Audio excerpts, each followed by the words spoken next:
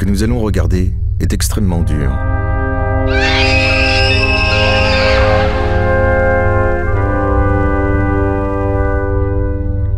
Il ne s'agit pourtant que de télévision et de divertissement.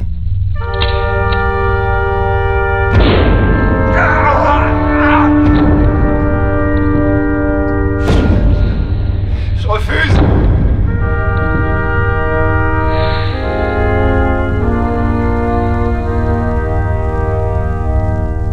Laissez-moi partir. Laissez-moi partir. Laissez-moi partir.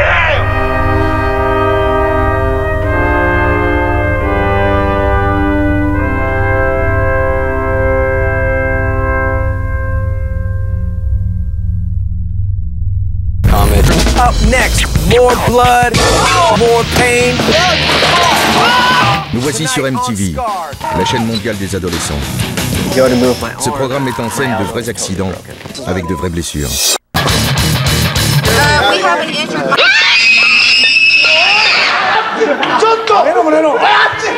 Au Japon, des jeux mettent en scène la torture. Ici, on jette les candidats d'un jeu dans de l'eau bouillante.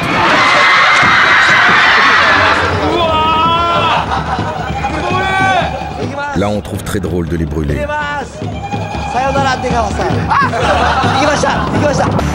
En France, on embauche des tentateurs pour briser de jeunes couples. Piquée au vif par les images qu'elle a vues de Léonard, Lindsay décide de faire tomber toutes ses limites et d'assumer son attirance pour William. Sur la chaîne anglaise Channel 4, l'animateur vedette Darren Brown lance un pari fou. Jouer sa vie à la roulette russe. Il affirme qu'il devinera dans quelle chambre du barillet son adversaire va glisser la balle.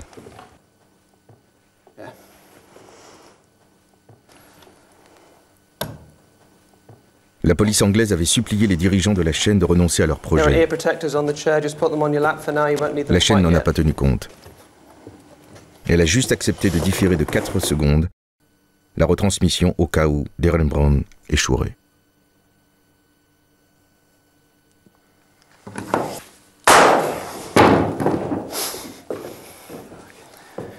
Darren Brown a gagné son pari. La chaîne, elle, a battu son record d'audience. Toujours sur Channel 4, un spécialiste autrichien propose une émission de dissection de véritables cadavres humains. Chaque samedi soir, il tronçonne et découpe des morts devant un public attentif.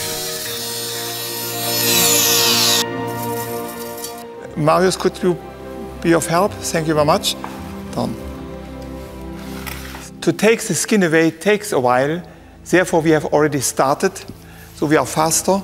And I start here.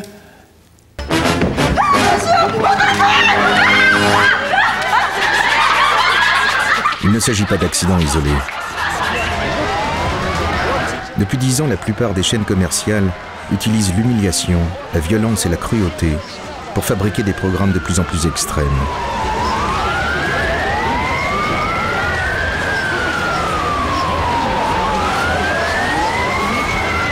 À quand le jeu de la mort en prime time?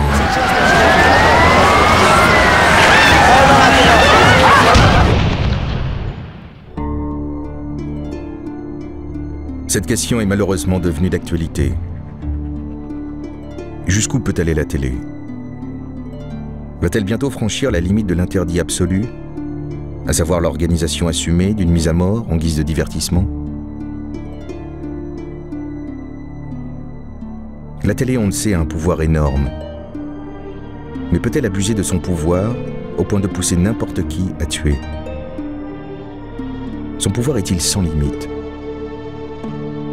C'est ce que nous avons voulu vérifier en réunissant une équipe scientifique pluridisciplinaire dirigée par le professeur de psychologie sociale, Jean-Léon Beauvois. Nous leur avons demandé de mesurer jusqu'où le pouvoir de la télé peut aller. Après plus d'une année de travail commun, nous nous sommes mis d'accord sur un protocole expérimental rigoureux, sans aucune idée préconçue des résultats.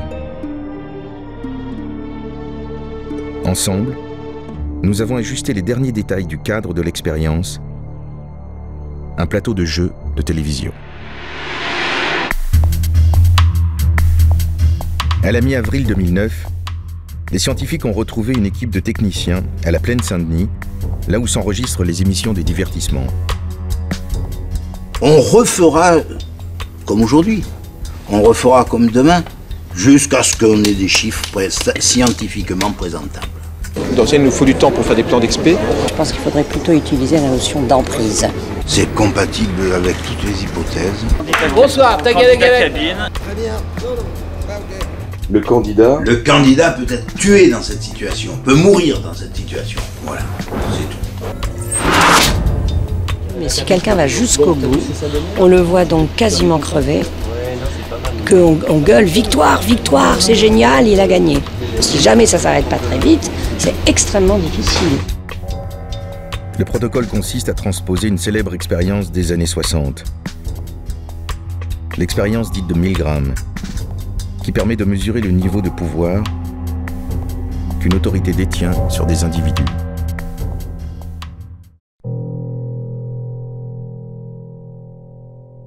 Conduite à l'université de Yale, aux États-Unis, cette expérience a permis de tester des individus ordinaires, tous d'accord pour aider la science à mettre au point un programme sur la mémoire. 2 sujets étaient convoqués. L'un devait retrouver une bonne réponse sur une liste de mots qu'il devait retenir en 1 minute. Installé dans une petite pièce, il était attaché à une chaise. À sa gauche, un bracelet électrique lui enverrait des punitions à chaque erreur. Plus il se tromperait, plus violent serait le choc électrique. Le deuxième homme était installé dans une autre pièce. C'était à lui de lire les questions et d'infliger les punitions, le choc électrique.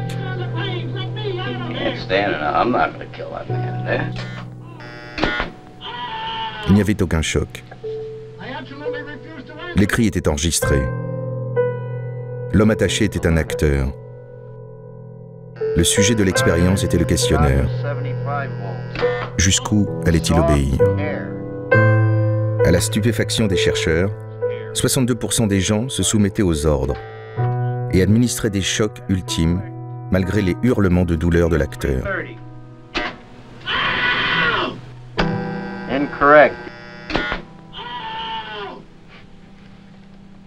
Stanley Milgram démontra ainsi que tout individu peut commettre les pires atrocités quand l'autorité qui lui ordonne de le faire est à ses yeux légitime.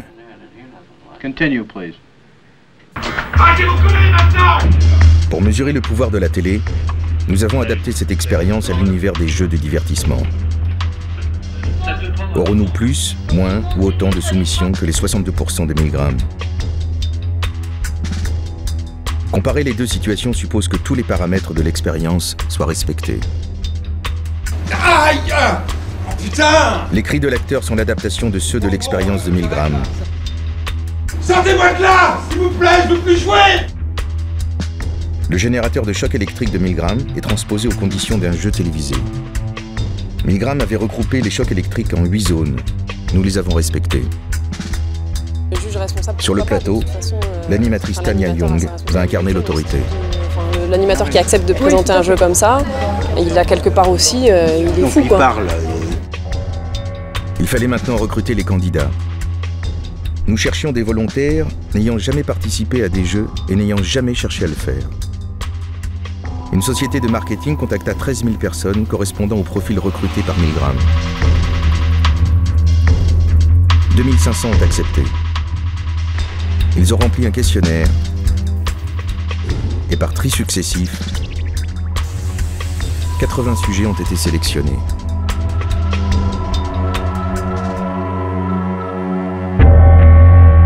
Un mois plus tard, ils sont convoqués un à un et à heure fixe. Chacun est réceptionné puis conduit dans un bureau de production. À ce stade, ils ne savent que 2 choses. Ils vont participer à la mise au point d'un jeu télé. Ils ne gagneront aucune somme d'argent. Dans le bureau, l'acteur qui joue le faux candidat les attend déjà. Le producteur vient à leur rencontre. Comme le scientifique de Milgram, c'est lui qui énonce les règles. L'expérience commence maintenant. Est-ce qu'on vous a un peu raconté de quoi il retourne? Pas du tout, non. Non? Rien? On nous a dit de vous attendre. Enfin... Vous allez jouer, mais vous ne gagnerez rien. En fait, votre rôle consiste à nous aider à mettre au point le jeu. C'est une émission test. Voilà, vous ne gagnez rien. Et l'un d'entre vous sera le candidat, et l'autre, l'assistant d'animatrice, le questionneur. Bon alors, là, à ce stade de notre entretien, il est temps de tirer au sort pour savoir qui sera qui. Alors, pour cela, j'ai deux papiers. Le tirage au sort est truqué. Sur les 2 cartons figure le mot questionneur. L'acteur doit faire croire qu'il a tiré le mot candidat. Candidat. Voilà. Très bien. Très bien. Vous allez être isolé dans une sorte de cabine et vous aurez 1 minute pour mémoriser une liste de 27 associations de mots. Et pendant que vous serez isolé, vous qui serez derrière un pupitre, ben vous actionnerez un levier qui enverra la punition. D'accord. D'accord? Ok. On est d'accord. Et j'ai droit à combien d'erreurs, moi? À la première mauvaise réponse, vous recevrez une punition. Et une fois la punition administrée, vous accéderez à la question suivante, d'où le nom de ce jeu qui est un petit peu racoleur, hein, j'en conviens, mais bon, on est à la télé, hein. La zone extrême. Ah, ça a l'air pas mal le titre, hein, la zone extrême. Ça vous plaît? Et c'est quoi la punition? Un gage? Un choc électrique.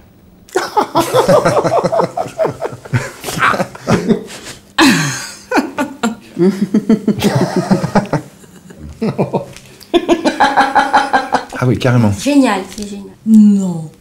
C'est pour ça qu'ils ont demandé si on n'était pas cardiaque ou... Voilà, absolument. Et comment ça marche? Alors Sandrine? C'est pas moi qui vais lui envoyer ça, hein? Ce sera à vous, en cas de mauvaise réponse, d'administrer le châtiment. Voilà. J'ai mauvais rôle. Je vais me faire ruer. J'appuierai sur le bouton. Voilà. C'est moi le méchant. Voilà. D'accord. Voilà. Je suis le bourreau. Voilà. Vous êtes ma victime préférée. Voilà. On y va? Bah oui, on est parti. C'est parti. Moi je suis d'accord, oui. Ouais, bah, d'accord. Je pompe le jus, moi. C'est pas moi qui me fais électrifier, alors c'est bon. Moi j'ai le bon rôle, donc... Vous m'en voulez pas, hein? René? Pas de problème pour moi. Pas de problème? Non. On est parti? Oui. Je viens vous voir. Les 80 sujets donnent tous leur accord. Combien iront jusqu'au bout? Ils signent leur cession de droit à l'image et reçoivent 40 € de dédommagement, équivalent aux 4 $ attribués par 1000 grammes. Pour que l'expérience soit crédible, il faut qu'elle se déroule en public. C'est la seule différence avec l'expérience des 1000 grammes, qui se déroulait dans l'isolement d'un laboratoire de recherche. Nous ne voulions pas de figurants. Nous voulions aussi savoir si un vrai public de jeu tolérerait un tel spectacle. Nous avons mandaté une société spécialisée dans le recrutement et l'accueil des publics de télévision. Elle a procédé comme pour tous les tournages de plateau. Elle a recruté 20 groupes de 100 personnes, soit 2000 spectateurs. Ils ne savent rien, ils sont totalement naïfs. Un chauffeur de salle leur donne les consignes, comme dans tout divertissement. Il y a un candidat qui se trouve ici, un autre qui se trouve dans cette cabine. Le premier pose des questions au second.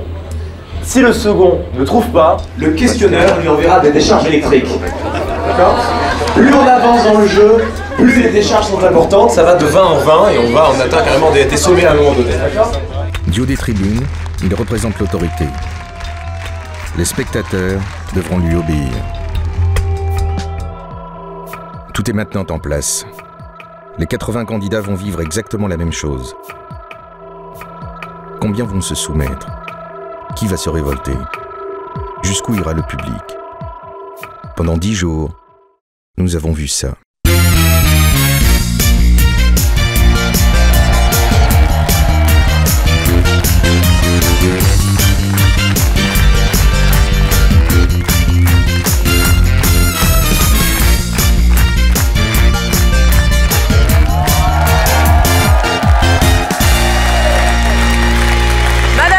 Bonsoir, bienvenue sur le plateau de la zone extrême. Ce soir, deux nouveaux candidats qui, face à vous, vont mettre à l'épreuve leur courage, leur capacité de résistance, leur maîtrise d'eux-mêmes. L'enjeu, la fortune, 1 million d'euros. 1 million d'euros pour 27 questions, 27 épreuves, 27 rendez-vous avec... Mais, gare aux erreurs. En cas de mauvaise réponse, c'est le châtiment électrique. Tout de suite, nos deux candidats.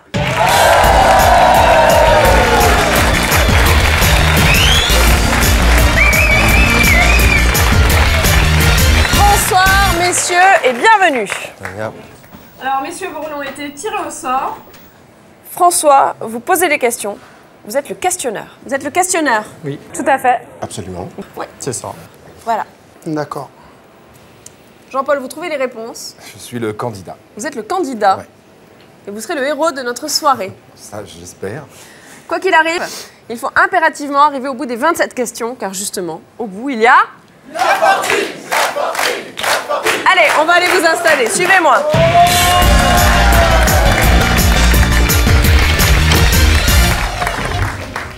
Ceci est votre chaise sur laquelle vous allez rester installé durant toute la durée de l'émission. Je vous présente Julia, qui vous attache une ceinture, les fils électriques qui vont vous envoyer les châtiments. Ok. À votre main droite, les boutons qui vont vous permettre de donner vos réponses. D'accord. À votre main gauche, un cadenas que Julia va maintenant verrouiller de manière à ce que nous soyons sûrs que vous ne quittiez pas ce siège durant toute la durée de l'émission. Est-ce que c'est clair? Là, très clair, oui. Oui? Ouais. On vous laisse vous concentrer? Oui. À tout à l'heure. François, installez-vous. Vous êtes le questionneur, c'est votre siège. Donc votre rôle est très simple. Vous posez les questions. Le candidat y répond. Quand il ne trouve pas la bonne réponse, c'est vous qui la lui donnez grâce à cette fiche. D'accord. Sur laquelle figurent toutes les bonnes réponses. D'accord. Ici, notre générateur à châtiment. À chaque manette, 20 volts supplémentaires. Ça va de choc léger à choc dangereux. Attention, choc dangereux, il n'y a pas de lésion irréversible. De toute façon, c'est un jeu. Nous jouons pour 1 million d'euros, 900 000 euros pour le candidat, 100 000 euros pour le questionneur. Et si vous décidez d'arrêter, vous perdez tout. C'est clair? C'est clair. Cher public, chers candidats, chers téléspectateurs, le moment est venu de mémoriser la liste des 27 associations de mots. C'est parti, voici la liste. 1 minute. 3, 2, 1. 1 minute pour la liste. Nuageux, herbe sèche, jardin extraordinaire, lumière du matin, terrain constructible, sortie à la mer. Salle de bain embaumée, chambre d'enfant, escalier roulant, bureau aménagé, chaise tournante, table de nuit. Animal domestique, livre policier, voiture de sport, téléphone satellite, papier cadeau, chaussures basses. Cap Nord, route défoncée, train omnibus, avion de chasse, voyage intersidéral, vacances de rêve, jeu d'intérieur, espace paradisiaque, fortune colossale. Et la minute est terminée. On va maintenant fermer le hublot. De manière à ce qu'il n'y ait plus aucune communication possible entre vous deux, évidemment, pour éviter toute tricherie. Le candidat va entendre les questions que vous lui posez. Ouais. Et nous pourrons l'entendre, mais seulement une fois qu'il aura répondu, s'il a quelque chose à nous dire. En dehors de ces 2 temps précis, toute liaison est totalement coupée entre vous deux. Est-ce que c'est clair? Plutôt. Questionneur, vous êtes maintenant le maître du jeu. Vous êtes maintenant la maîtresse du jeu. Vous êtes maintenant le maître du jeu. C'est à vous. Bon courage Jean-Paul. Question 1. Ciel nuageux, bleu, azur, chargé. Ciel. Ciel nuageux. Bonne réponse. Allez, ça commence bien. Question suivante. Allez-y. Question numéro 2. Herbe verte, coupée, tondue ou sèche? Mauvaise réponse à suivre. Affiche. Mauvaise réponse. Quelle était la bonne réponse? Alors, la bonne réponse était sèche. C'est à vous. Pour Jean-Paul. Allez-y, c'est à vous.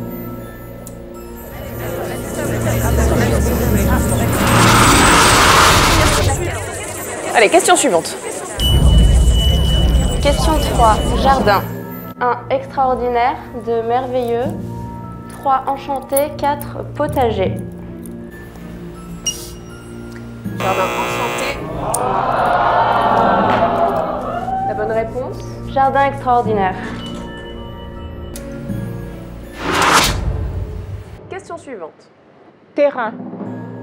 Vague, constructible, de football, de rugby. Attention, premier cri de Jean-Paul à suivre. Aïe!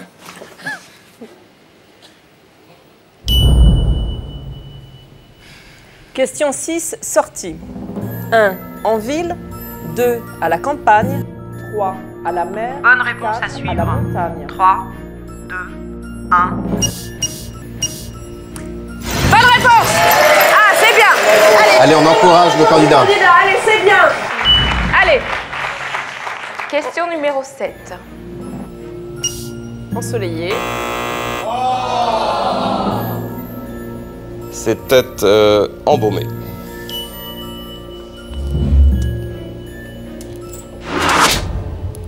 Oui. Je commence à entendre des cris. Question numéro 8, pardon Jean-Paul. La chambre est-elle à coucher, d'enfants, d'amis ou à l'étage? Mauvaise réponse à suivre. 5, 4, 3, 2, 1.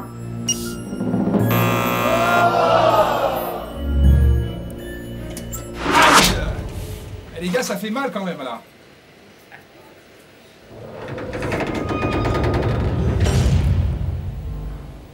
J'ai entendu quand même que ça faisait mal, apparemment. Vous vous laissez pas impressionner? Il faut continuer. Attention, mauvaise réponse à suivre. 3, 2, 1. Et non, c'est pas ça. Décidément, hein, il a pas de chance. Ah, ça fait vraiment mal là. Allez Jean-Paul, la question 12. Une table basse, une table de nuit, une table de cuisine ou une table à manger?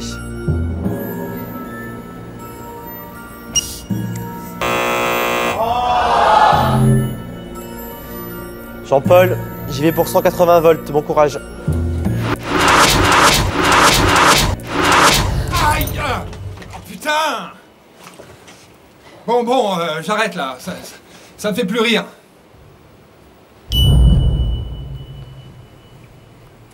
Excusez-moi, mais je crois qu'il vous a parlé, le monsieur. Ne vous laissez pas impressionner, il faut continuer.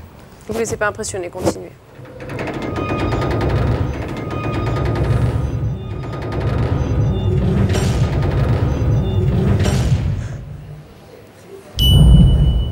Je crois qu'il a envie d'arrêter, là. Question suivante. Je crois qu'il a dit qu'il voulait arrêter. Ne vous laissez pas impressionner, il faut continuer. Bon, alors continuons. Question numéro 13. Attention, parce que le choc, là, si tu te trompes, il va être très fort. Il n'a pas entendu répéter la question. Vous pouvez peut-être répéter la question. Donc, je répète la question. Animal, 1, sauvage. 2, compagnie. Mauvaise réponse à suivre. Affiche. Aïe, aïe, aïe. Donc, c'était domestique. Je suis désolée, je vais envoyer une décharge donc de 200 volts. Bon, là, ça suffit, là. Vous avez compris? Je rigole plus, là. On m'a dit que si j'arrêtais, on perd tout. C'est lui qui prend les décharges, quand même. C'est à vous, allez-y, continuez. C'est à vous, allez-y, continuez. Question 14, livre. Livre de cuisine, et c'est une mauvaise réponse. Oh là là. On est en zone de torture, hein. Ne vous laissez pas impressionner, continuez. C'est plus pour lui que pour moi. Pour moi, la tâche est facile. Hein. Châtiment. Et la mauvaise nouvelle, c'est ça?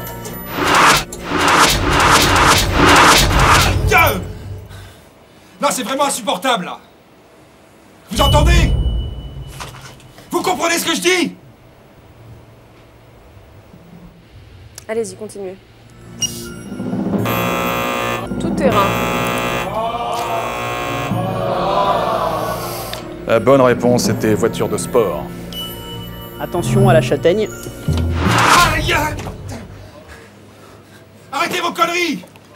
Ça suffit, là! Laissez-moi partir! Laissez-moi partir!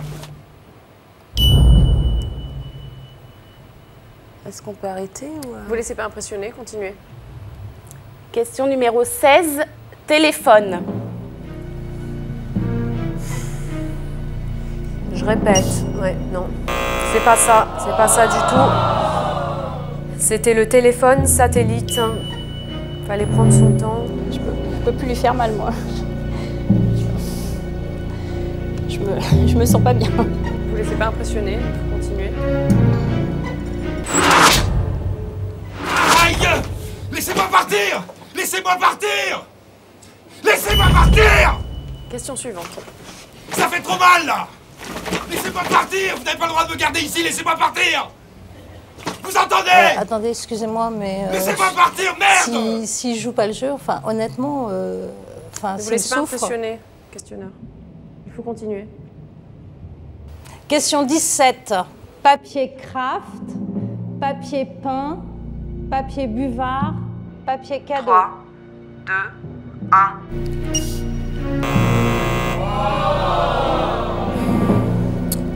La réponse est papier cadeau.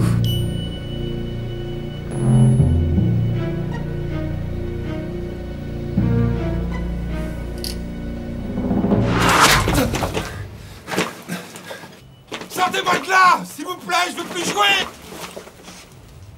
Je veux plus jouer, sortez-moi de là! C'est à vous, questionneur, allez-y. Laissez-moi sortir! 300 volts, c'est énorme. C'est à vous, allez-y. Question 18. Détends-toi, fais appel à ta mémoire, tu vas trouver là, je sens que c'est la bonne. Il y a une décharge de 300 volts, ça me fait un peu mal, je sais pas ce que je fais. Je suis vraiment désolée. C'est involontaire. Pas longtemps. Arrêtez, je vous ai dit! Là, il parle. J'en peux plus! S'il vous plaît! Qu'est-ce qu'on fait? On arrête là? Vous devez continuer, c'est la règle. Vous devez continuer, c'est la règle. Mais là, je vois qu'il est pas bien, donc... C'est la logique du jeu, vous devez continuer. La logique du jeu veut que vous continuez. Question 19. Eh non, putain. Je sens qu'il va me détester, mais je suis obligé. C'est inhumain.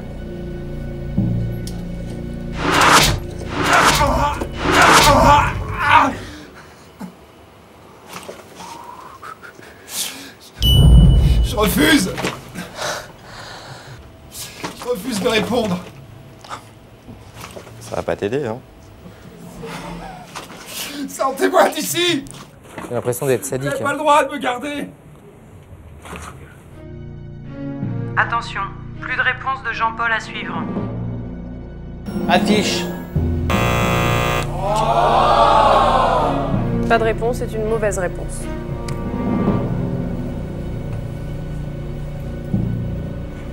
Non, j'arrête. Ça sert à rien. Je crois que là, il est perdant dans sa tête. C'est à vous, questionneur. Il se rappelle de rien du tout.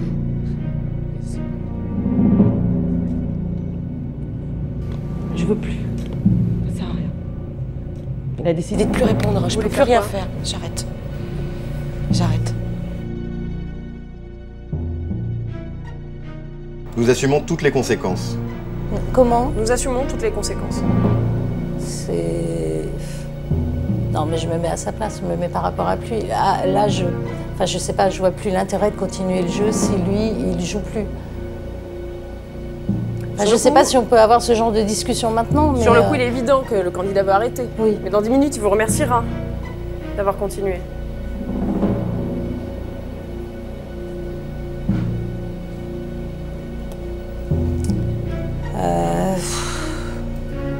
poser un cas de conscience. Hein.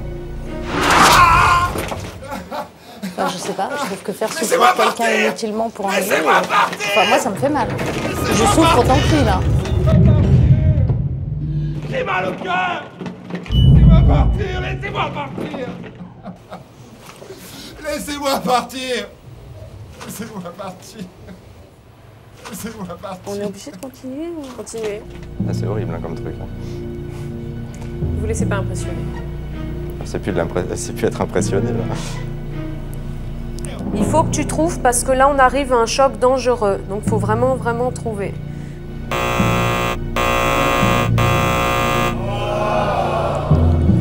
La réponse était 2 chasses.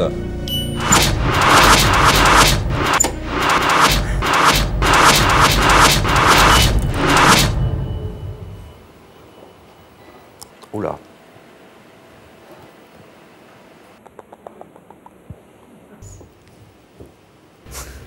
Continuez. On n'a pas entendu crier là.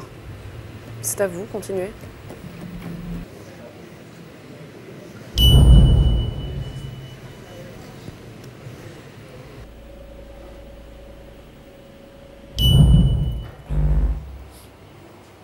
C'est no comment, hein.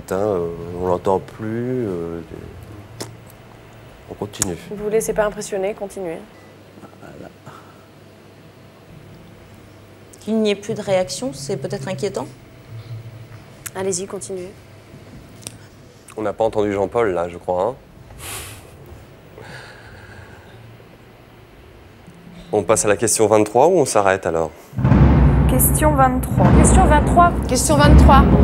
Question 23. Question 23. Question 23. 23. 23. 23. Question 23. Question 23. Question 23. Question 23. Question numéro 23. Voyage. 23. Question 23. Question 23. 23. Voyage. Numéro 23. Question 23. Voyage. Jean-Paul, question 23. Question 23. Question numéro 23. Question 23. Question 23. 23. 3. Question 23. On va passer à la 23.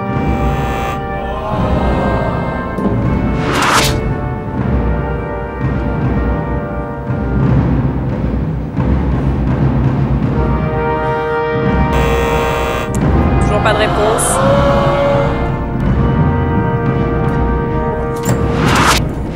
Question 24.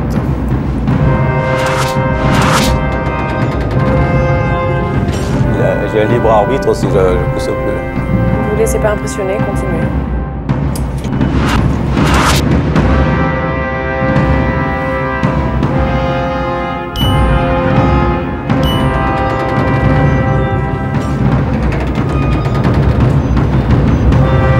Ne vous laissez pas impressionner. Question 25.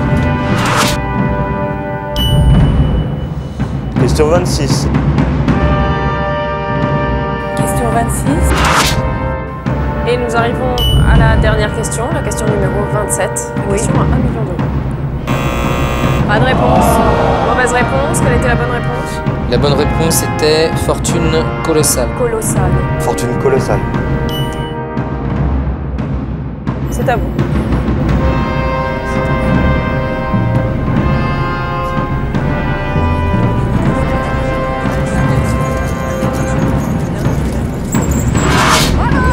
Et c'est gagné!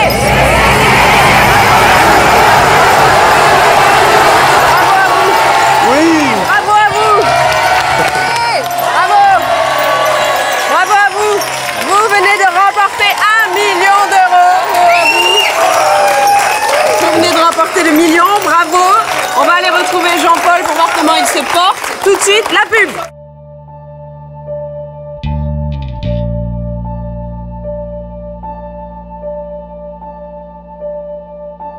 Personne ne s'attendait à un tel résultat.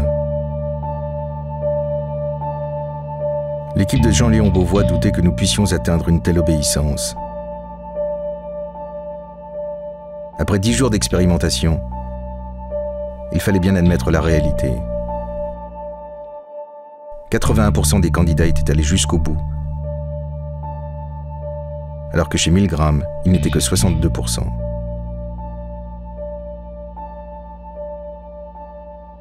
Ainsi, la télévision peut sans contestation possible organiser demain la mise à mort d'un individu en guise de divertissement.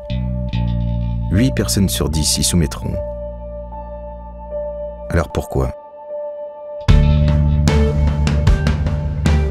La clé se trouve dans l'obéissance. Nous sommes tous des êtres obéissants. Parce que vivre ensemble, c'est se plier à des règles et des lois auxquelles nous devons obéir. Ces lois, nous les avons apprises dès notre naissance. Enfants, nous apprenons les règles de vie parce que nos parents nous donnent des ordres. Quelques punitions nous ont appris qu'on ne défie pas leur autorité sans conséquence. Peu à peu, nous savons reconnaître les autorités qui sont légitimes à nous donner des ordres. Profs, parents, médecins, nous n'obéissons pas à n'importe qui.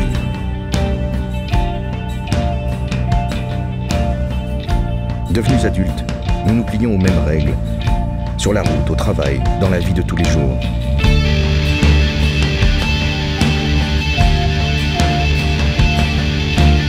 Nous croyons être des individus autonomes, libres et indépendants.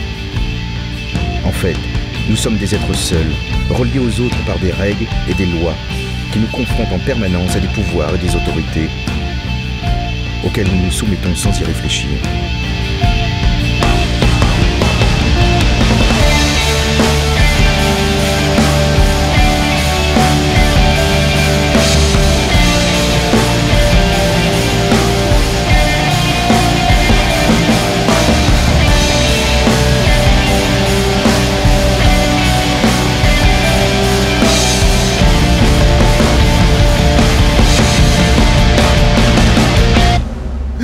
Laissez-moi sortir. Laissez-moi sortir! Mais face à des ordres abjects, l'histoire du XXe siècle est censée nous avoir appris à y désobéir. Pourquoi sur ce plateau de télévision, 81% des questionneurs se sont-ils soumis? Quelle légitimité a la télé à se poser comme une autorité à laquelle nous devons obéir? Jean-Léon Beauvois, Dominique Oberlé et Didier Courbet ont passé plusieurs mois à analyser l'expérience. Avant de publier les résultats dans les grandes revues scientifiques, ils nous en ont rendu compte. Pour eux, le mécanisme qui enclenche l'obéissance a commencé dans le bureau du producteur. La courbe des obéissances serait comme ça. Ah. Exactement. Bon. Au point où on en est, là, dans notre situation, nous avons ici un bonhomme ou une femme, Ouais. hein, qui est confronté à quelque chose qu'il vient de découvrir, qu'un ensemble de règles. Vous allez jouer, mais vous ne gagnerez rien. Énonçant des enjeux. En fait, votre rôle consiste à nous aider à mettre au point le jeu. Des exigences situationnelles. Elisabeth, à chaque mauvaise réponse, actionnera un levier qui envoie le châtiment. Incontestablement, ces enjeux relèvent de la télévision. D'où le nom du jeu, qui est un peu spectaculaire, j'en conviens, mais bon, quoi, c'est pour la télé, hein. La zone extrême. C'est un individu. Ouais. Il est tout seul. Il trimballe avec lui un ensemble de choses. Le plus simple, c'est de dire que ce qu'il trimballe, ce sont des valeurs. Parmi ces valeurs, un certain nombre sont des valeurs compatibles avec ce qu'il vient d'apprendre. Vous serez avec l'animatrice, au milieu du public, derrière un pupitre, et ce sera à vous de poser les 27 questions à Jean-Paul. D'accord ? Ce sont probablement ces valeurs, ces concepts compatibles qui leur ont permis, en quelque sorte, d'accepter quelque chose qui est essentiel, qui est le contrat. Ils sont vraiment curieux quand même de faire des trucs pareils. Maintenant, il y a d'autres valeurs qui, elles, ne sont pas compatibles. Et c'est quoi la punition? Un gage? Un choc électrique. Ces valeurs incompatibles auraient plutôt tendance à empêcher la personne d'accepter. Et moi, vous vous voulez que j'accepte de lui donner des décharges électriques, même si je le connais pas. Enfin, je sais pas. Il est venu pour se mettre au service de quelqu'un, il est seul, il n'y a personne pour lui dire attention à ce que tu fais. Il n'est pas comme le serait un ouvrier qui reçoit un ordre ou un étudiant qui reçoit une demande, qui n'est pas supporté par un collectif, qui peut le contrôler ou qui peut l'aider. Il est rigoureusement seul. Il accepte. Là, je suis là pour faire un test, donc Voilà. après, vous faites ce que vous voulez de votre jeu. Mais moi, je vous dis ce que je pense. Enfin, honnêtement, ça me choque. Bon, maintenant, comment il va vivre la situation? Eh bien, on va voir que ce n'est pas simple. Parce que précisément, il est seul. Et parce qu'il est seul, comme tous les êtres seuls confrontés à n'importe quel pouvoir, il n'a pas de défense et il devient l'être le plus obéissant qui soit. Quand ils viennent jouer, quand ils rentrent dans l'arène, sur le plateau, ils vont avoir de multiples facteurs à gérer. Parmi ces facteurs, il y a l'image d'eux-mêmes. C'est peut-être la première fois de leur vie qu'ils vont passer à la télévision. C'est un système énorme. Il y a les caméras, il y a l'éclairage, il y a les techniciens, il y a le public, il y a le jeu. Il y a toi. Il y a toi, c'est vrai qu'il ne faut pas oublier que l'animatrice de télé, c'est une star. Je te présente. Bonjour Tania. Bonjour. Bonjour Jean-Paul. Jean-Paul. Bonjour. Vous vous appelez René. Enchantée. Vous êtes aussi belle qu'à la télé. Ici, il y a tellement de tensions que ces personnes-là se disent « je vais donner des priorités dans mes valeurs, je ne peux pas tout faire ». On va juste vous équiper d'un micro. Alors je vais bien sourire, bien comme ça, je souris, je lance quelques blagues. Ça, je peux faire. Le joueur, sur le plateau, il va se mettre en espèce de mode automatique. Et le mode automatique dans ces situations-là, on me donne des ordres. Ben, j'obéis.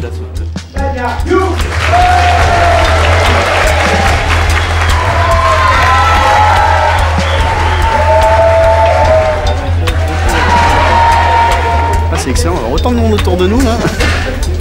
Merci, bonne émission. Merci aussi. Vous allez me suivre et me suivre avec Sophie.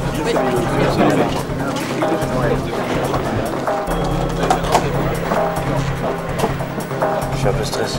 Bon, maintenant, mais Parce qu'il y a trop de monde là. Non, non, mais ça va aller. Ok. On demande le moteur. La bonne émission. Sophie, tu es prête avec le candidat? Ok, ça tourne, c'est parti, musique.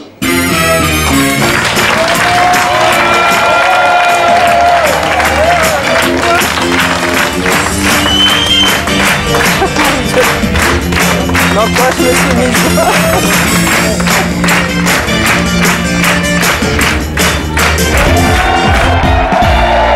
Madame, monsieur, bonsoir. Bienvenue sur le plateau de la zone extrême. Il est incontestable que les gens, au moment où ils signent le contrat, savent qu'ils sont dans l'éventualité de devoir être des agents d'exécution. Ils vont se trouver en position d'agent dès l'instant où ils oublieront leur propre conception de la situation pour adopter la vôtre. Installez-vous. C'est votre place. Vous posez les questions, vous lui donnez la bonne réponse. Si vous arrêtez, vous perdez tout. Vous êtes maintenant le maître du jeu. Allez-y. Il faut bien voir la situation dans laquelle ils sont. D'un côté, chaque poussée de manette les engage dans la situation, les engage dans l'obéissance. Le deuxième coup de manette l'engage un peu plus. Le troisième l'engage encore, etc. Ça s'appelle bêtement une escalade d'engagement. Le résultat de ce processus d'engagement sera de mettre l'individu dans un état très particulier que Milgram situe au cœur du processus d'obéissance et qu'il appelle l'état agentique. Question 5.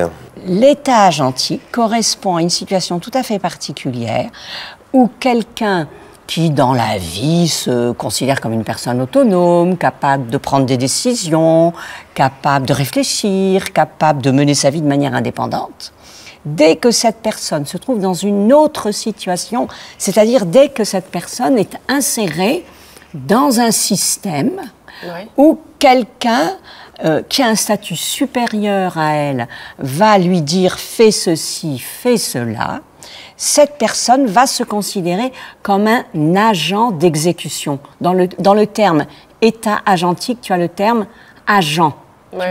Et même si elles entrevoient que tu leur demandes quelque chose qui ne correspond pas à leurs idées, elles vont se mettre dans cet état d'être ton obligé. À mon service. À ton service.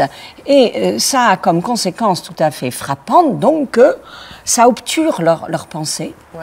Et qu'elles, simplement, elles se comportent comme elles pensent que tu attends qu'elles se comportent. D'accord. Oui. Il y a un moment où ils réalisent qu'ils sont peut-être amenés à faire du mal. Je sais pas si c'est lui qui décide d'arrêter ou c'est moi. On est dans ces foutues valeurs incompatibles là-bas. Et qui commencent à prendre du relief, qui commencent... Bon, il y a des gens qui doivent pouvoir leur dire « calme-toi ma douleur, calme-toi mes valeurs et continuer. Aïe.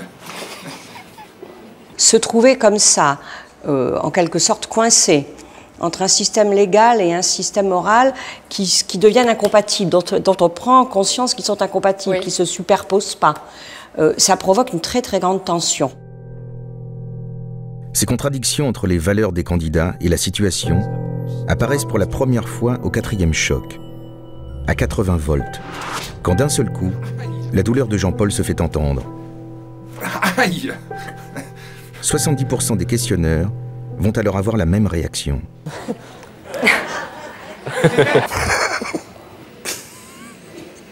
Et nous changeons de zone.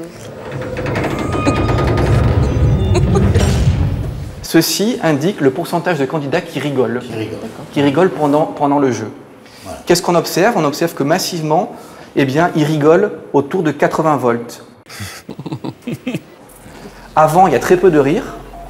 Et autour de 80 volts, on voit massivement des rires qui apparaissent.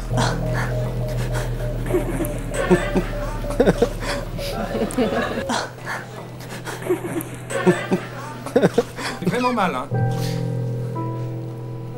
On pense encore que c'est drôle à ce moment-là. Ils rient parce qu'ils sont dans le domaine du jeu, donc au départ ça les amuse, et puis on peut imaginer que très vite ils sont tendus quand même. Donc il y a aussi une façon d'extérioriser sa tension. Le rire, ça peut être aussi une forme un peu d'exutoire. Donc quelque part, le rire va engendrer une sorte de... Ça va baisser un peu leur tension, si tu veux. Donc ça va les pousser à aller vers l'obéissance. Le rire est une des nombreuses manifestations psychosomatiques déjà relevées par Milgram. Ces manifestations incontrôlables permettent au corps d'évacuer la tension accumulée, comme la transpiration ou des tremblements. Elles sont indépendantes de la volonté.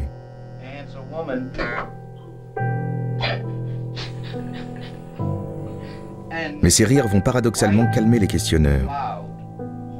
Pour eux, la situation redevient supportable, au point que certains iront jusqu'au bout, sans aucune réticence. 150 volts.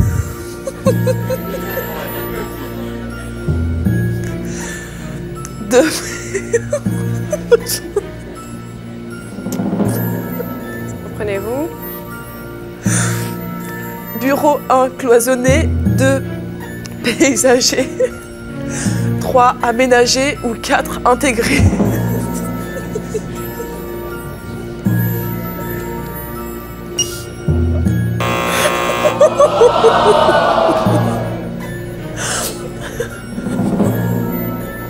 Quelle était la bonne réponse? La bonne réponse était... C'était bureau aménagé.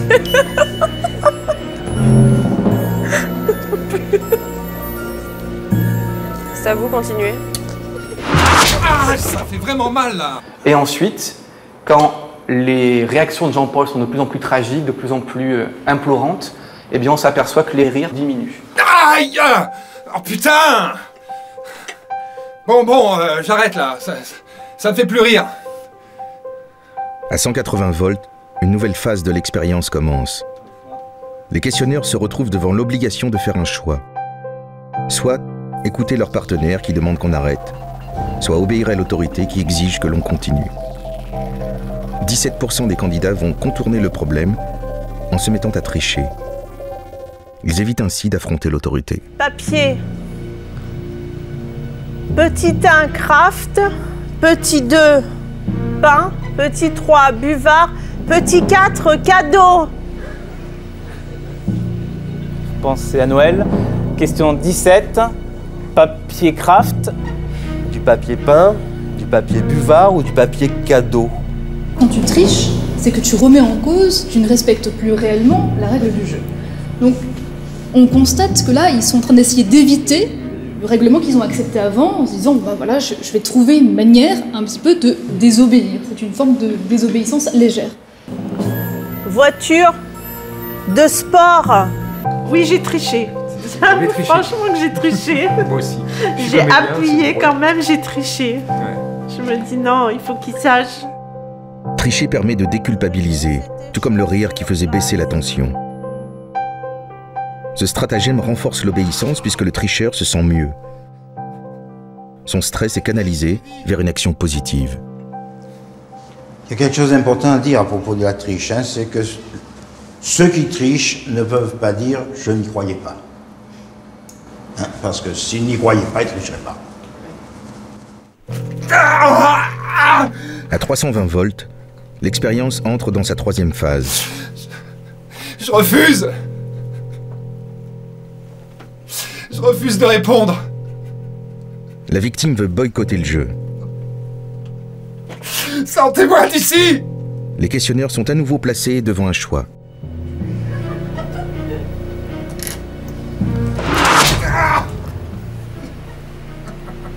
Mais l'immense majorité n'ose toujours pas affronter l'autorité. La plupart utilisent alors un nouveau subterfuge, nier la victime. Je ne veux plus participer à ce jeu. Question 21. Train électrique, de nuit, tout confort, omnibus, de tourisme, 3, de chasse, 4. Avion de chasse, avion supersonique. Parler sur les cris de Jean-Paul concerne 70% des questionneurs encore en jeu. C'est une illustration parfaite de l'état agentique. Les questionneurs deviennent sourds et s'appliquent à bien lire en pilotage automatique.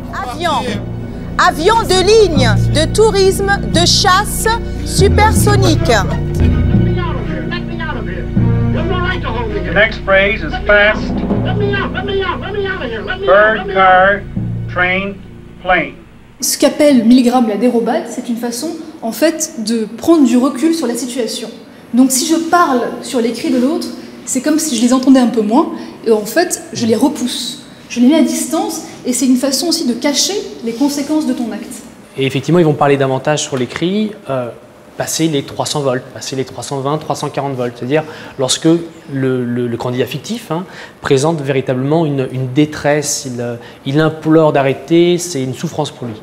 Voilà. Il y a quelque chose qui est contradictoire dans le fait que les candidats couvrent la parole de Jean-Paul, c'est que du coup, ils ont bien conscience que Jean-Paul qui est en train de crier, enfin je ne sais pas s'ils en ont conscience, mais a priori, Jean-Paul qui est en train de crier ne peut pas les entendre. Donc à quoi ils jouent, qu'est-ce qu'ils font? C'est pour eux-mêmes qu'ils parlent quelque part. C'est plus pour eux-mêmes que pour Jean-Paul. Ils enchaînent sur la question d'après. Et donc du coup, il y a une perte totale de contrôle. Ils veulent que ça se finisse vite, ils veulent en finir, et donc ils nient complètement les supplications de Jean-Paul, soumis à ton autorité, celle de la télévision.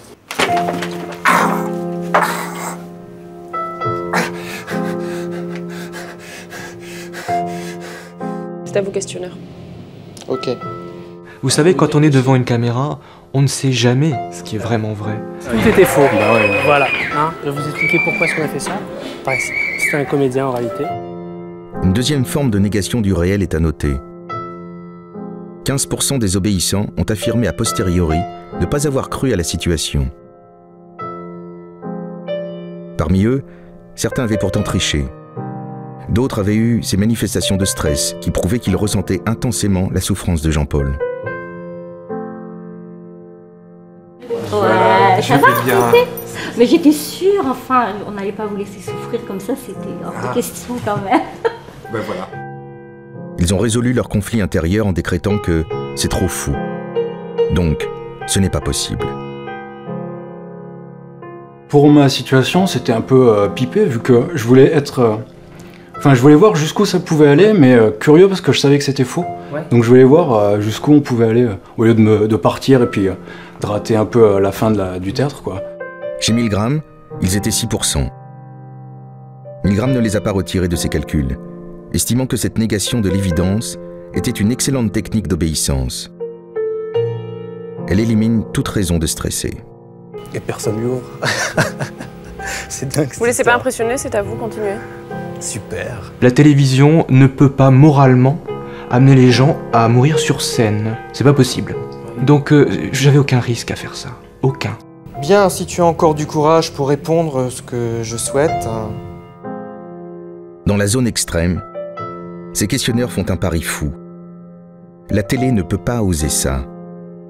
Ils n'en savent rien, mais dans le doute, choisissent de faire confiance à l'autorité.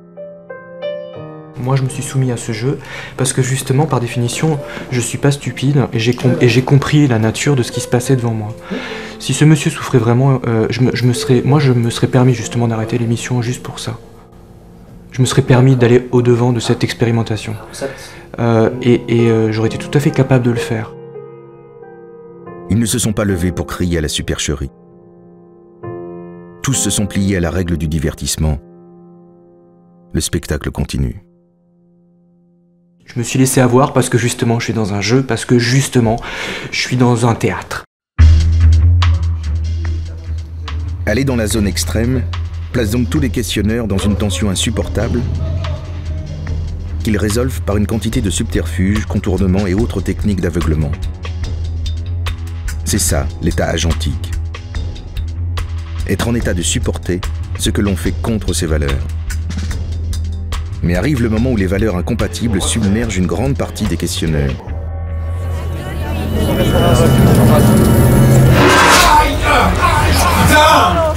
Bon, j'arrête là, ça me fait plus rire. Ils n'ont plus d'autre alternative que de se confronter à l'autorité.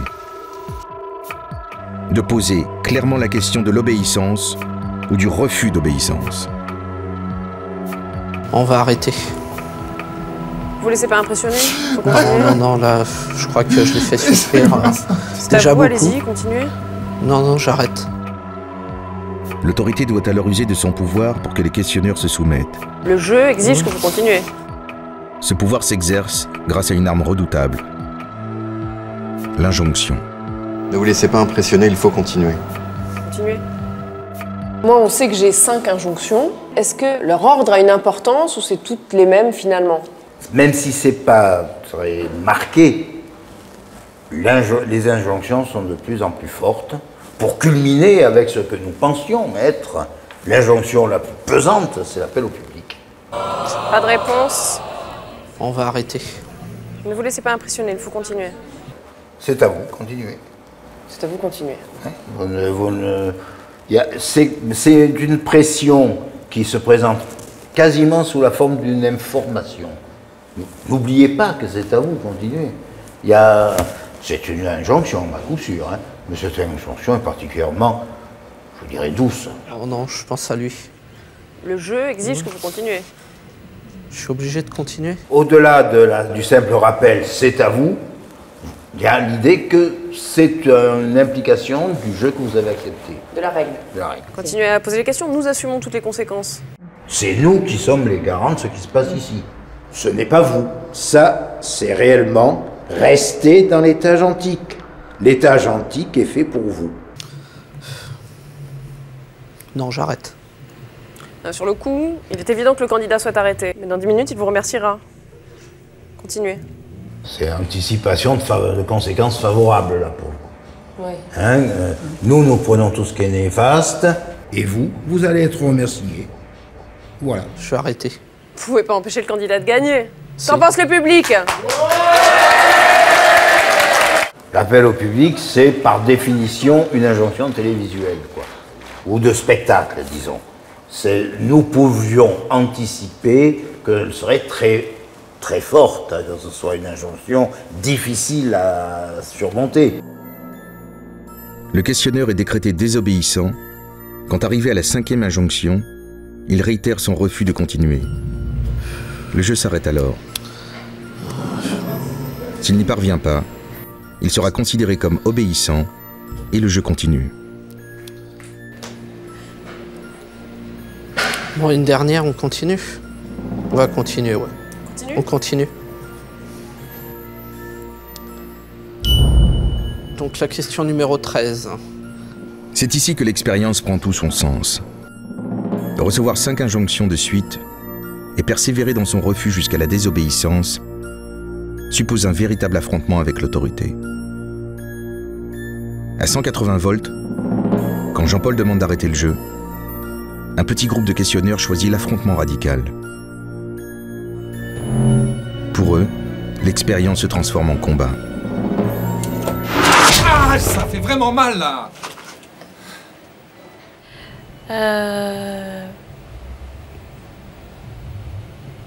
Je sais pas si c'est lui qui décide d'arrêter ou c'est moi. Vous laissez pas impressionner? Faut continuer?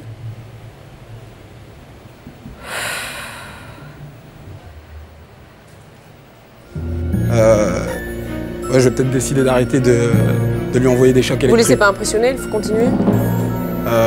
Ouais, mais bon. Là, c'est... C'est à vous, allez-y. Ouais, moi je décide d'arrêter. Vous devez continuer, questionneur, c'est la règle. Il n'y a que moi qui continue en fait. Je peux pas m'arrêter si... Vous ne devez pas vous arrêter, questionneur.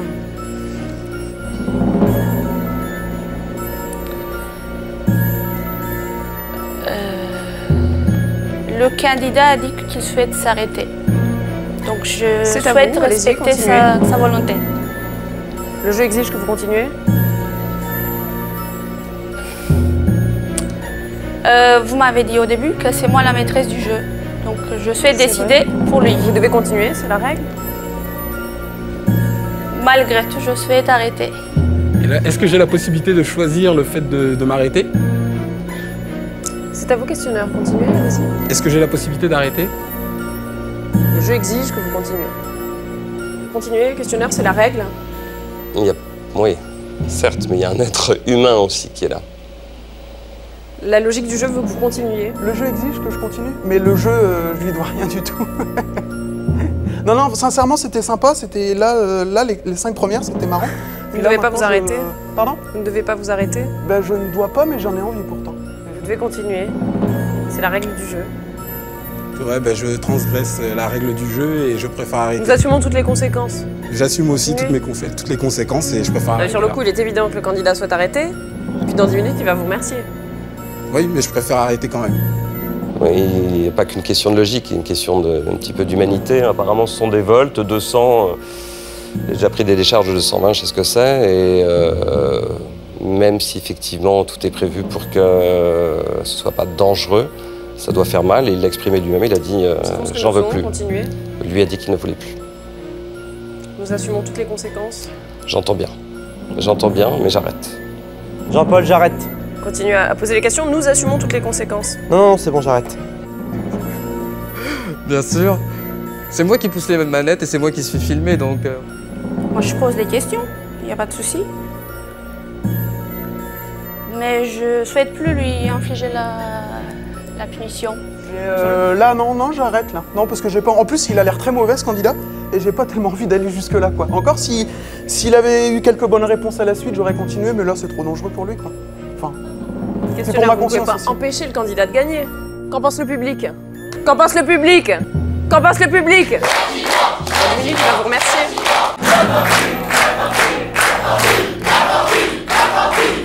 Non, c'est bon, j'arrête. J'arrête, public. Oui, et? Qu'est-ce que vous faites? Ah non, j'arrête, hein. C'est décidé, j'arrête, c'est... Bien. Voilà. Le jeu est terminé, bravo. Moi, je préfère arrêter. C'est terminé. Bah oui, je souhaite arrêter. Très bien, c'est terminé. Faut savoir perdre. C'est fini. C'est fini. À ce stade, ils sont 9. 9 sur l'ensemble des questionneurs à être allés au bout de leur combat contre l'autorité. 9 qui ont écouté leurs partenaires plutôt que de se soumettre à des ordres inhumains. Ils ont refusé d'accepter le « je dois » et ils ont dit « je ne veux pas ».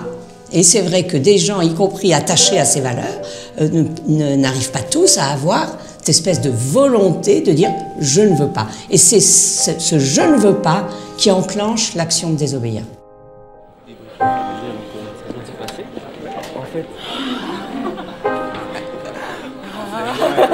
En Ces 9 rebelles n'ont à notre connaissance aucun point commun. Mais tous vont justifier cette rébellion par un rappel à leurs valeurs profondes.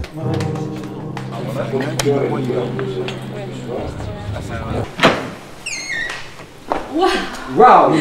J'ai eu peur pour vous. J'ai eu peur pour vous. Bah, je oui, sais faire pour vous. c'est pour ça que vous vous êtes arrêté. Oui. Bravo. Merci.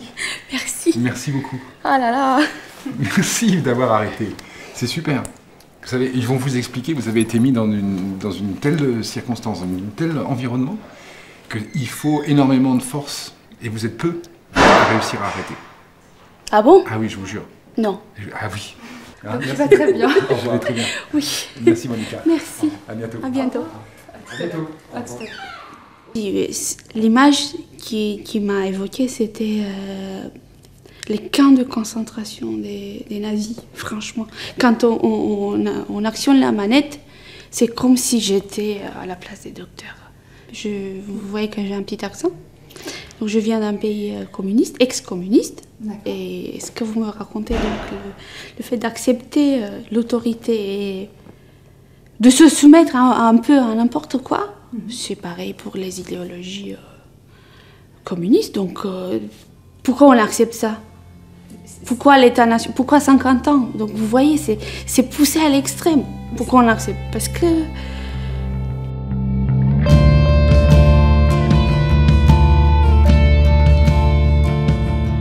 La désobéissance est un acte tellement difficile à réaliser que l'histoire n'a jamais cessé de mettre en avant les individus, célèbres ou inconnus, qui ont osé l'assumer. Ceux qui ont su se dresser contre les régimes totalitaires et les politiques ségrégationnistes sont autant de héros du monde moderne. La désobéissance est un acte individuel qui tire sa force de la capacité des hommes à œuvrer en commun. La désobéissance ouvre la voie à la résistance collective. En ce sens, elle est un danger pour tout pouvoir qui abuse de son autorité. Voilà pourquoi la désobéissance, en ce qu'elle conteste des règles établies, est considérée comme une infraction consciente et volontaire. À ce titre, tout contrevenant se confronte à une répression qui peut être violente et implacable.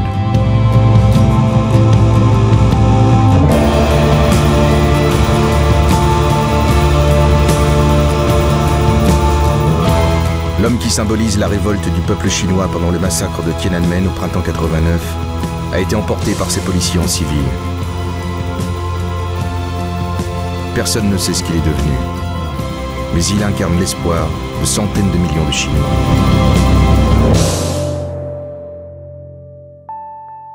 Dans la zone extrême, nous nous attendions à une désobéissance massive, parce qu'il n'y a aucun risque de répression. Alors pourquoi si peu désobéissent? Parce que savoir dire non ne s'improvise pas. C'est une attitude qui s'acquiert grâce à des expériences antérieures, une éducation, une transmission. Tout le monde n'en a pas eu la chance. Personne n'est résistant dès sa naissance. Mais l'expérience peut s'acquérir rapidement. À partir de 320 volts, quand Jean-Paul ne répond plus aux questions, les questionneurs sont à nouveau confrontés à un choix. Un deuxième groupe va à son tour entrer dans une phase d'affrontement avec l'autorité. Tous ont déjà tenté de se rebeller sans y parvenir. Arrivés aux limites du supportable, ils entrent dans un véritable combat intérieur. Plus! S'il vous plaît! Alors, question 19. Arrêtez, sortez-moi de là! Ah non, je suis désolée, je peux pas. Je suis désolée. Allez-y, continue. Non, je peux pas, je suis désolée. Il y a quelqu'un qui souhaite sortir. C'est à vous. Non, mais je pense que... Je vais peut-être poser la question, mais je crois que je vais arrêter là. Je pense que je suis désolée. La logique du jeu veut vous continuer. Oui, la logique peut-être, mais ça m'est insupportable. De continuer à poser les questions, nous assumons toutes les conséquences. Non, justement. C'est physique. Sur le coup, il est évident que le candidat soit arrêté. Mais dans 10 minutes, il va vous remercier. Continuez. Alors, cap est, ouest, nord, sud. Je répète. Non, excusez-moi. Et la bonne réponse était cap nord.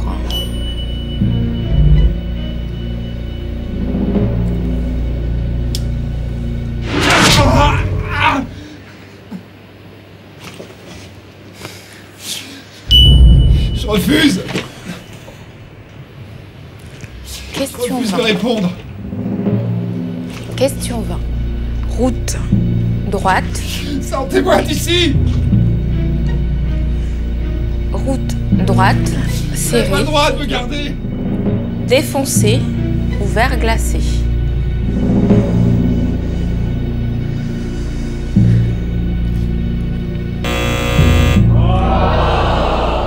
Pas de réponse, nous considérons que c'est une mauvaise réponse. Quelle était la bonne réponse? Et la bonne réponse était route défoncée.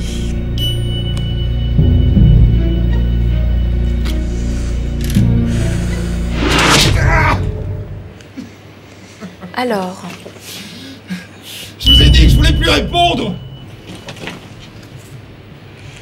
Question 21. Train électrique de nuit, de confort ou omnibus.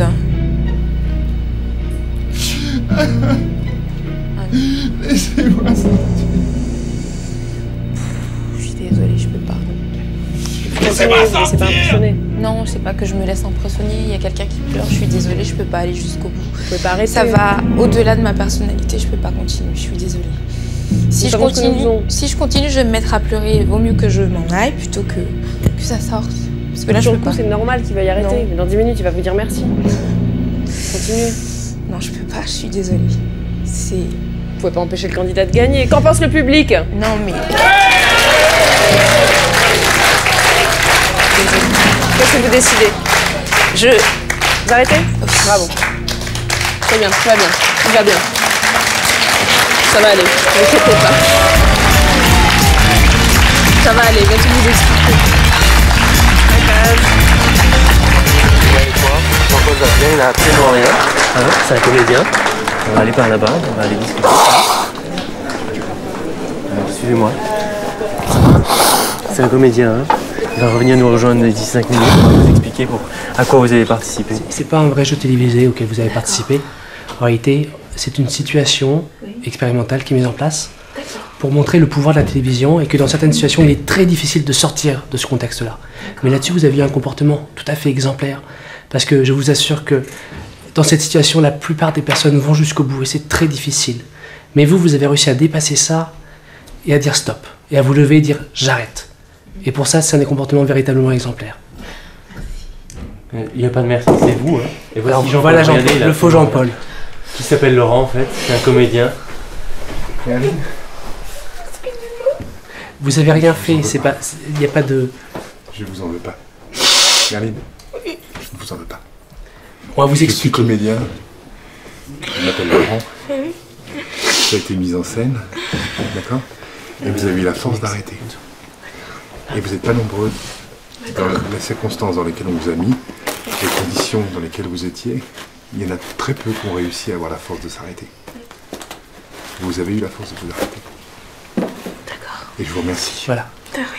On va vous expliquer pourquoi tout ça. On vous demande juste de... Vraiment, je ne vous en veux pas, au contraire. Ils vont vous expliquer. Vous étiez dans une situation et dans les circonstances telles qu'il vous a fallu énormément de courage pour le faire. Et au contraire, bravo. Merci. Bravo. Merci. On va vous expliquer tout. D'accord. À bientôt. À bientôt. C'est ce que je me suis dit. Est-ce que j'arrête plus tôt? Donc, dans ce cas-là, je mets tout en... je fausse toute votre émission, votre test. Ou soit je continue, mais je me suis dit, bon, bah, je vais continuer un peu. Peut-être qu'il va trouver les questions. Voyant qu'il ne les trouvait toujours pas, j'ai essayé de trouver une astuce. Oui. C'était quoi ton astuce que vous avez trouvé? Alors, donc, j'appuyais beaucoup plus sur la bonne réponse. D'accord. Au niveau de l'intonation? l'intonation où je restais à peu près 1 minute sur la bonne... Enfin, 2, 3, 10 secondes sur la bonne réponse. Et sur les autres, je passais rapidement. En fait, moi, j'étais partagée entre ce que je suis et ce que je faisais. Alors moi, je suis quelqu'un qui respecte... Enfin, j'essaie de respecter l'autre en tant que personne, en tant que tel. Et là, je faisais tout autre chose. Donc, j'ai pas pu continuer longtemps. Et c'est un vrai combat intérieur. Donc, c'est pour ça que j'ai dit à l'animatrice, je suis désolée de mettre en péril votre jeu, mais ça va au-delà de ma personnalité.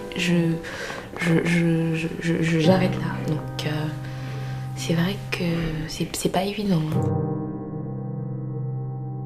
J'arrête. La logique du jeu, vous continuez. Non, j'arrête.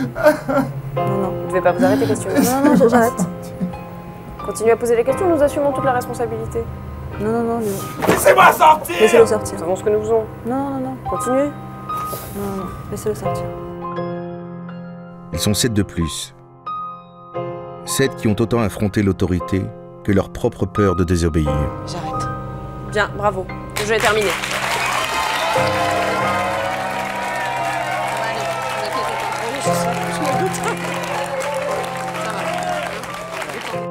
Leur détresse psychologique prouve encore une fois à quel point désobéir à une autorité est un processus d'une extrême difficulté. Entrez! Il y a Jean-Paul qui veut venir vous voir. Natacha. Ah oui. Voilà. Merci. De rien. Merci. J'ai eu peur pour vous. Merci. Michel. Salut. Ça va? Ça va? Ça va. Bravo. Bravo à vous. Vous m'avez sauvé la vie. Et vous avez eu la force de dire non. Tu m'as sauvé la vie. C'est ma fille qui va être contente, je vais lui dire ça en rentrant, je vais lui dire j'ai sauvé la vie de quelqu'un. Avec les 9 du premier groupe de rebelles, ils forment le groupe des 16 désobéissants à la zone extrême.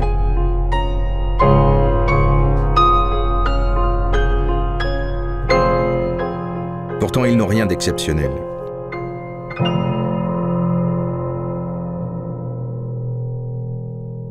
Ce combat, 60% de l'ensemble des questionneurs l'ont entamé.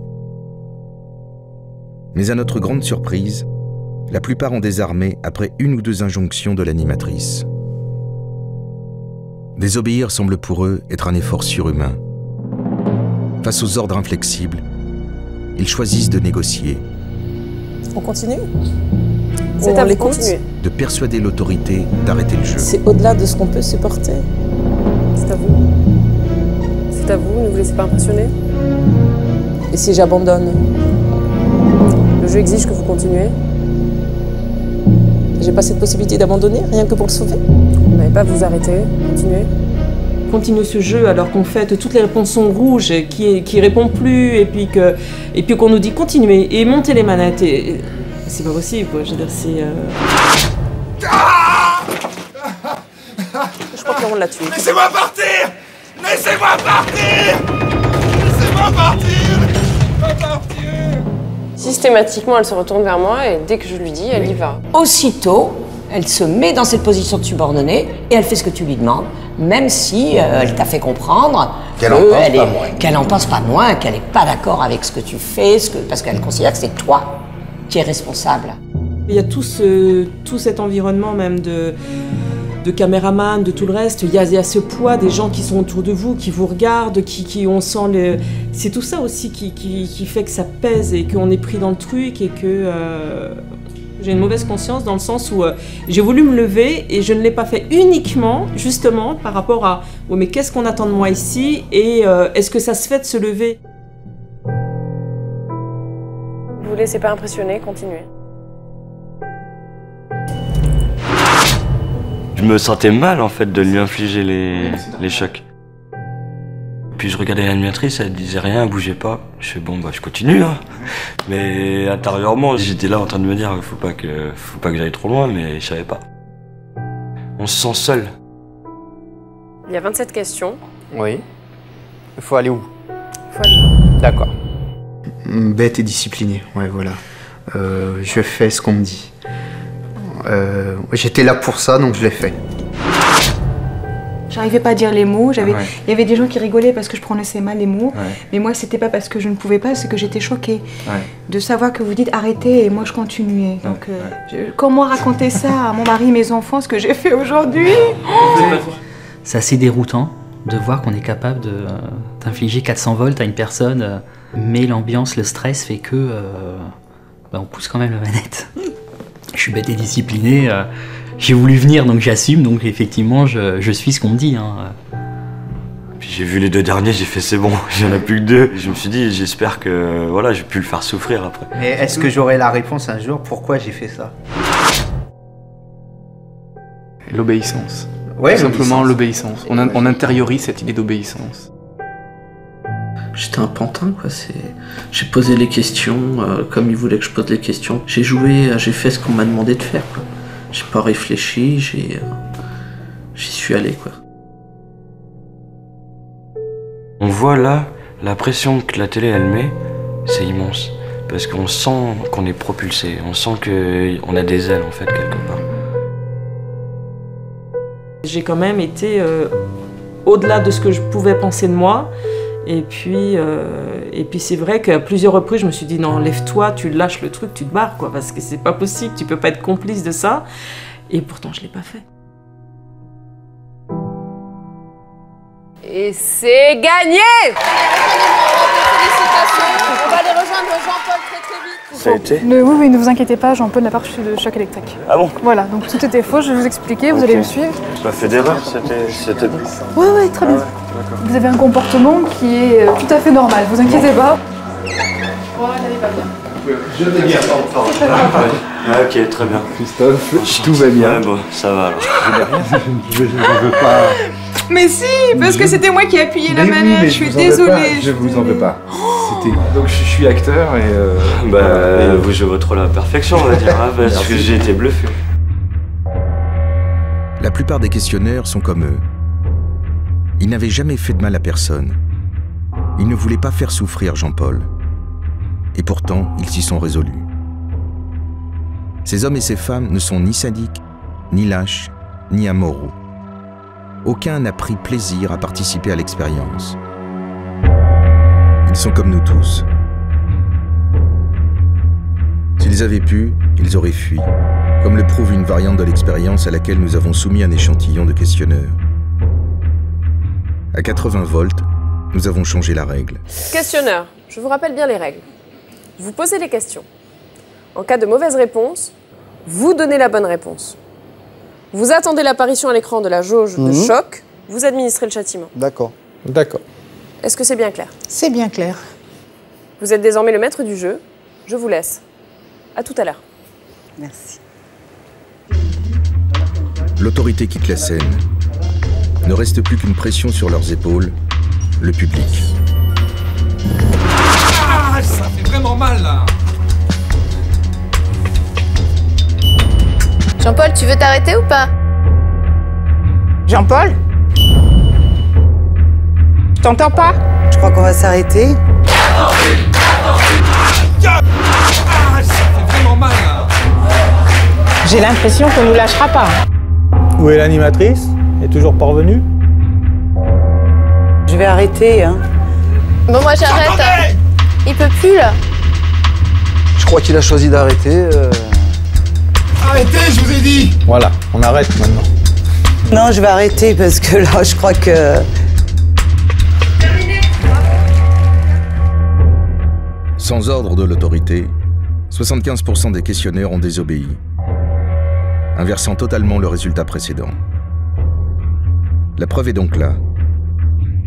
Personne ne profite d'une position de domination pour jouir en toute impunité de la souffrance des autres.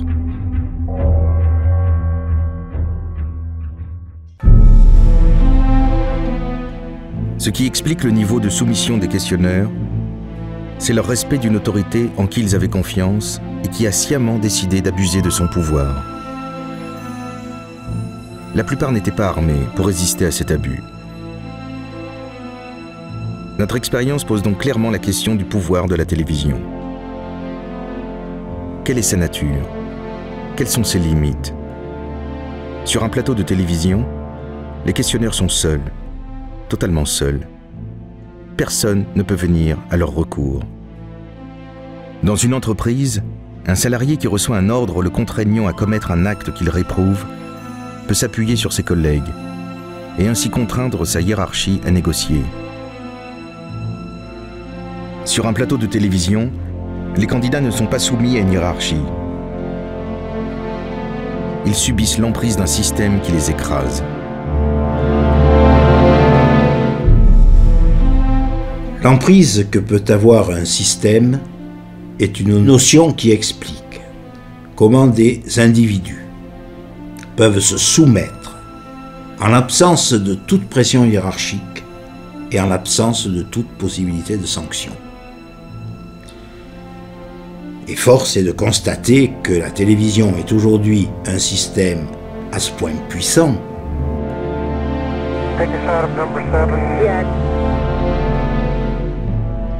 que son emprise sur la plupart des individus dépasse celle d'autres systèmes d'emprise, comme par exemple l'emprise que peut avoir la religion dans nos sociétés médiatisées.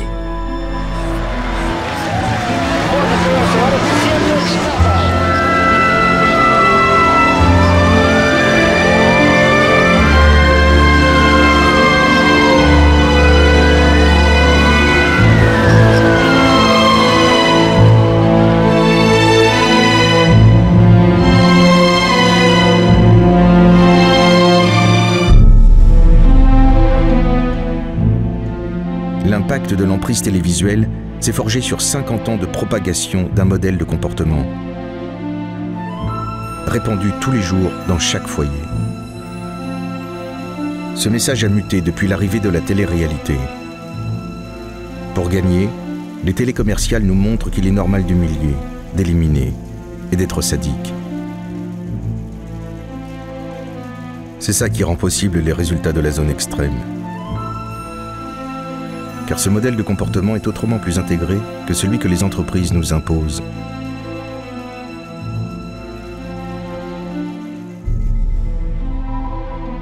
Nous travaillons 8 heures par jour, 5 jours par semaine, pendant 41 ans de cotisation pour atteindre la retraite. Cela fait 77 080 heures de travail pour toute une vie, soit 9 années entières de notre vie. Nous passons en moyenne 3h30 par jour devant la télé, depuis l'âge de 5 ans. Sur 80 ans d'espérance de vie, cela représente 123 187 heures, soit 14 années pleines. Regarder la télé est devenu la deuxième activité de tous les Français, après le sommeil.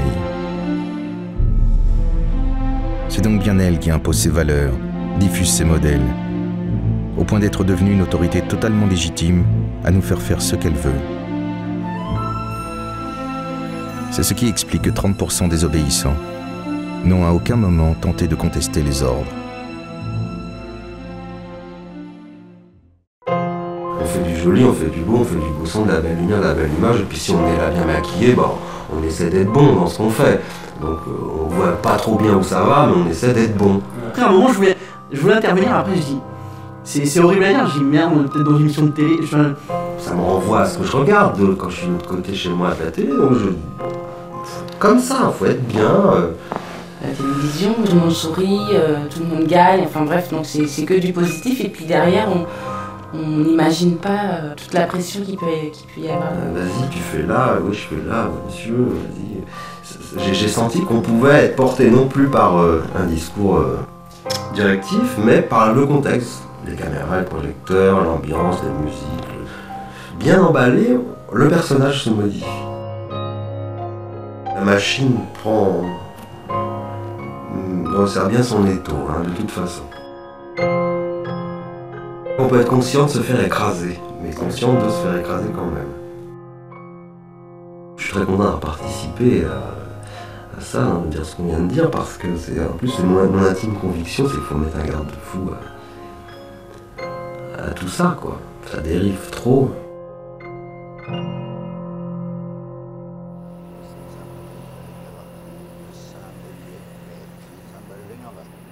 Oui, moi ce que je retiens de cette expérience, c'est que nous avons eu des gens qui étaient des gens semblables aux autres. Ce n'étaient pas des gens d'exception. Et 80% de ces gens, dans la situation la plus naturelle de jeu, se sont comportés comme de possibles tortionnaires. Moi je dis que cette donnée-là, 80%, reflète un pouvoir qu'a acquis la télévision, qui est quand même relativement terrifiant. Avant, il y avait la masse des fidèles, il y a eu la masse des travailleurs, il y a eu la masse des soldats.